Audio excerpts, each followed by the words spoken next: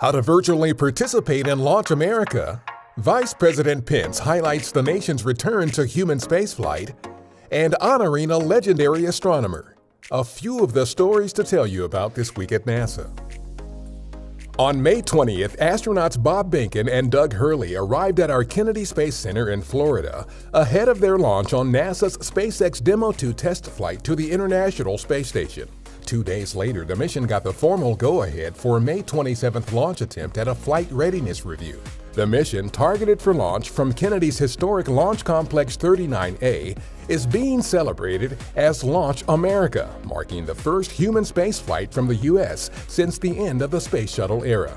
I happen to have been one of the 4 astronauts that landed here almost 9 years ago in T-38s on the 4th of July of 2011 to close out the Space Shuttle program.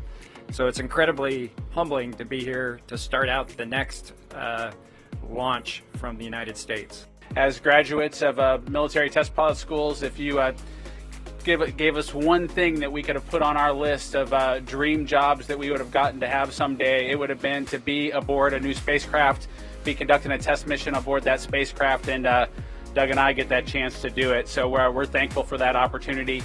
While pre-launch and launch day activities are not open to the public due to social distancing concerns, NASA invites you to virtually participate in this historic milestone.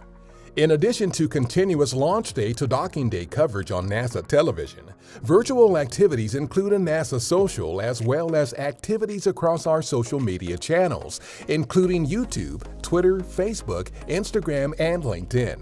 For more about how to virtually participate, go to nasa.gov/beourguest. Welcome to the Launch America edition of the National Space Council. On May 19th, Vice President Mike Pence convened the 7th meeting of the National Space Council at our headquarters in Washington, D.C. Our Administrator Jim Bridenstine, as well as astronauts Bob Behnken and Doug Hurley, joined the event via live web streams to highlight NASA's SpaceX Demo 2 mission to the space station. On May 20th, we announced that the Wide Field Infrared Survey Telescope currently under development has been named in honor of the late Nancy Grace Roman, NASA's first chief astronomer. The telescope is targeted for launch in the mid-2020s to investigate long-standing astronomical mysteries and to search for distant planets beyond our solar system. NASA received 4 2020 Webby Awards and 4 People's Voice Awards highlighting the agency's diverse online offerings. We received an agency record 12 nominations this year. The Webby Awards are presented by the International Academy of Digital Arts and Sciences. The Japan Aerospace Exploration Agency and Mitsubishi Heavy Industries launched an unpiloted HTV-9 cargo spacecraft on May 20th, loaded with more than 4 tons of supplies for the International Space Station, including the final set of new lithium-ion batteries and adapter plates to complete a multi-year upgrade of the station's power system. Annie Glenn, wife of late NASA astronaut and U.S. Senator John Glenn, died this week at age 100. A NASA statement praised Annie Glenn as a stalwart member of the space and military communities whose courageous support of her legendary husband was unmatched.